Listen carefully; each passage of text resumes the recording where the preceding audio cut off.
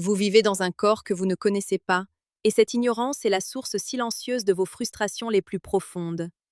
Vous vous focalisez sur des chiffres, des centimètres et des standards dictés par une industrie de l'image qui ignore tout de la magie des tissus vivants. Mais voici la vérité qui dérange. Pendant que vous vous inquiétez de la taille de l'instrument, vous ignorez les signaux de détresse que votre bassin vous envoie chaque jour, ces douleurs sourdes après l'amour que vous balayez d'un revers de main, cette sensation de vacuité ou, au contraire, de tension insupportable, ces ballonnements qui gonflent votre ventre et murent votre sensualité. Ce ne sont pas des détails. Ce sont les cris d'un système urologique et émotionnel en souffrance. Croire que la longueur est la clé du bonheur sexuel, alors que votre plancher pelvien est verrouillé par le stress, ou que votre santé intestinale sabote vos terminaisons nerveuses, c'est comme essayer de jouer du piano avec des gants de boxe. Aujourd'hui, nous allons déchirer le voile des complexes pour révéler la réalité biologique, malléable et spirituelle de votre temple intérieur. Bienvenue dans ce voyage au cœur de l'être. Je suis le docteur Myria, urologue, et je vous invite aujourd'hui à une réconciliation. Nous allons cesser de mesurer pour commencer à ressentir. Comme l'enseignait Aristote il y a des siècles, la nature ne fait rien en vain, et le corps est le miroir de l'ordre universel. La mesure d'une chose n'est pas dans sa grandeur, mais dans son aptitude à remplir sa fonction avec harmonie. Dans cette vidéo, nous allons explorer la vraie nature du vagin. Ce n'est pas un simple tube statique, c'est un espace potentiel, une galaxie de muscles et de nerfs capable de se transformer, de s'étendre et de se souvenir. Nous allons répondre à cette question qui hante les esprits. La taille compte-t-elle? Et nous allons découvrir que la réponse médicale est bien plus fascinante et profonde que tout ce que vous avez pu imaginer. La première erreur est de croire que le vagin a une taille fixe. Au repos, les parois du vagin sont affaissées l'une sur l'autre, comme une robe de soie rangée dans un tiroir. Sa longueur moyenne au repos varie entre 7 et 10 cm. Mais voici le secret urologique. Le vagin est un muscle lisse doté d'une élasticité phénoménale. Lors de l'excitation, un phénomène appelé tente vaginale se produit. L'utérus s'élève, le fond du vagin s'élargit et la longueur peut doubler. Ce n'est pas le pénis qui fait la place, c'est le corps de la femme qui offre l'espace.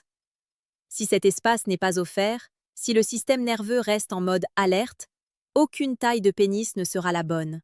Elle sera soit insuffisante, soit douloureuse. Avez-vous déjà ressenti cette différence flagrante entre un rapport où votre corps était ouvert et un autre où vous aviez l'impression d'être un mur de pierre? Dis-le-moi en commentaire.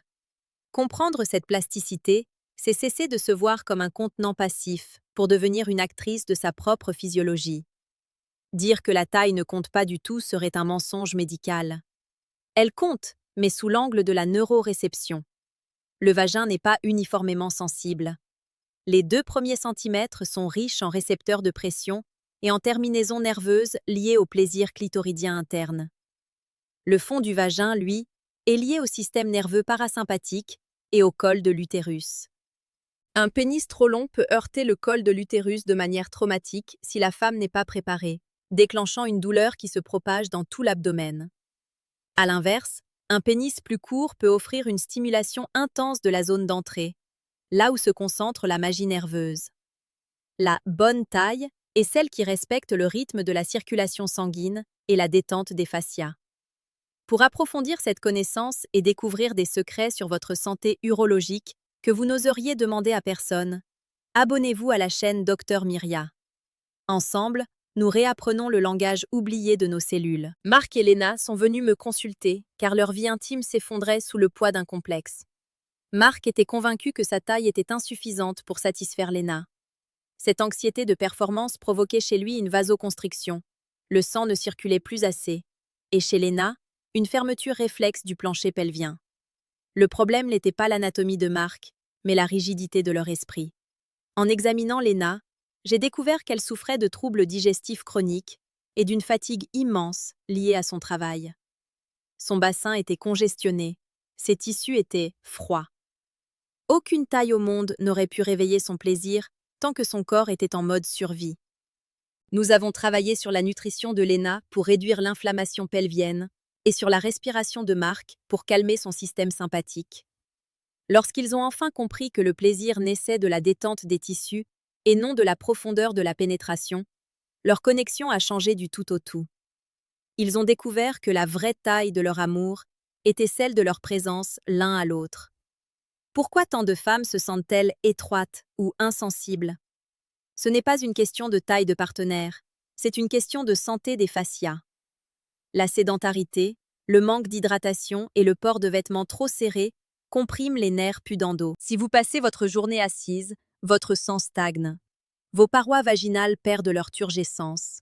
Le sucre raffiné, en créant une micro-inflammation, rend les tissus moins élastiques. Le corps perd sa capacité à se transformer. C'est là que la longueur du pénis devient un problème, car le vagin ne sait plus accueillir.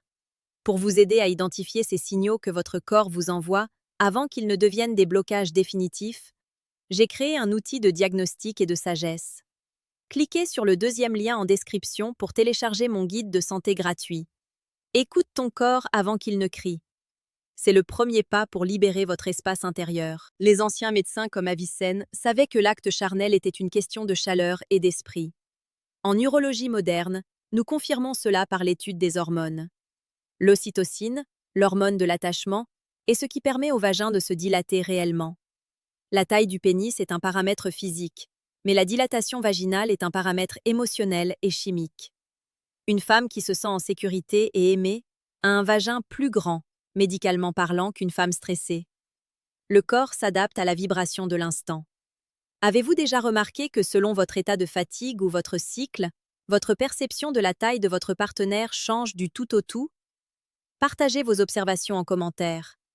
Votre vécu est la preuve que la biologie est une science vivante, pas une règle de géométrie. La vraie taille du vagin est celle de votre capacité à lâcher prise. La longueur du pénis ne compte que si elle s'inscrit dans un dialogue de respect et de connaissance mutuelle. Ne laissez plus les chiffres dicter votre valeur ou votre plaisir. Prenez soin de votre bassin, hydratez vos tissus, respirez par le ventre et apprenez à aimer la malléabilité de votre corps. Vous êtes un temple vivant, capable d'infinies transformations. Abonnez-vous à Dr Myria pour continuer à explorer ces vérités qui soignent l'âme autant que le corps. Partagez cette vidéo pour libérer d'autres esprits des chaînes de l'ignorance. Prenez soin de vous. Écoutez votre corps. Soyez souverain de votre intimité. À très bientôt. Une peur ancestrale, souvent nourrie par une méconnaissance totale de l'urologie, hante les esprits. L'idée que le vagin pourrait se distendre ou perdre sa forme de manière permanente. C'est une hérésie médicale. Le vagin est composé de muscles lisses et de fibres élastiques disposées en maillage, capables de laisser passer un enfant et de reprendre leur tonus initial. Le plaisir est une question de friction contrôlée. Sans une hydratation adéquate des parois, la taille du pénis, qu'elle soit grande ou petite, devient une source d'irritation. Le fluide vaginal n'est pas juste de l'eau, c'est un complexe de protéines et d'électrolytes qui agit comme un coussin protecteur. Si vous êtes déshydraté, si vous consommez trop de caféine ou de médicaments antihistaminiques, vos parois deviennent sèches et fines. La pénétration ressemble alors à un frottement de papier de verre. C'est dans ces moments-là que l'on blâme la taille de l'autre, alors que le problème est notre propre sécheresse métabolique. Buvez de l'eau, consommez des bons gras, oméga 3, et surtout, apprenez à laisser le temps à votre corps de produire sa propre soie liquide. C'est cette couche qui permet d'apprécier la forme et la texture de l'instrument sans en subir l'agression. Pour découvrir comment nourrir vos muqueuses de l'intérieur, cliquez sur le deuxième lien en description et téléchargez mon guide. Écoute ton corps avant qu'il ne crie. Votre santé intime commence dans votre assiette et votre verre d'eau. Le retour au ressenti. Nous arrivons au terme de cette révélation. La taille du vagin est une donnée vivante, fluctuante, dépendante de votre souffle, de votre cycle et de votre amour pour vous-même. La longueur du pénis est une variable parmi d'autres, mais elle n'est jamais la condition sine qua non de l'extase. Cessez de comparer votre temple à des images de papier glacé. Cessez de laisser les chiffres réduire la complexité de votre plaisir. Vous êtes une architecture de chair et d'esprit, capable de s'adapter à l'infini si vous apprenez à écouter vos propres tissus. Messieurs, soyez attentifs à l'ouverture, pas seulement à la pénétration. Mesdames, soyez les gardiennes de votre détente. Qu'est-ce qui a le plus changé dans votre vision de vous-même après avoir entendu ces vérités médicales? Partagez vos prises de conscience en commentaire. C'est ainsi que nous guérissons collectivement de siècles de honte et d'ignorance. Prenez soin de vous. Écoutez votre corps. Restez connecté à votre essence. À très bientôt sur Dr Myriam. La vraie taille du vagin est celle de votre capacité à lâcher prise. La longueur du pénis ne compte que si elle s'inscrit dans un dialogue de respect et de connaissance mutuelle. Ne laissez plus les chiffres dicter votre valeur ou votre plaisir. Prenez soin de votre bassin, hydratez vos tissus, respirez par le ventre et apprenez à aimer la malléabilité de votre corps. Vous êtes un temple vivant, capable d'infinies transformations. Abonnez-vous à Dr Myria pour continuer à explorer ces vérités qui soignent l'âme autant que le corps. Partagez cette vidéo pour libérer d'autres esprits des chaînes de l'ignorance. Prenez soin de vous. Écoutez votre corps. Soyez souverain de votre intimité. Une peur ancestrale, souvent nourrie par une méconnaissance totale de l'urologie, hante les esprits. L'idée que le vagin pourrait se distendre ou perdre sa forme de manière permanente. C'est une hérésie médicale.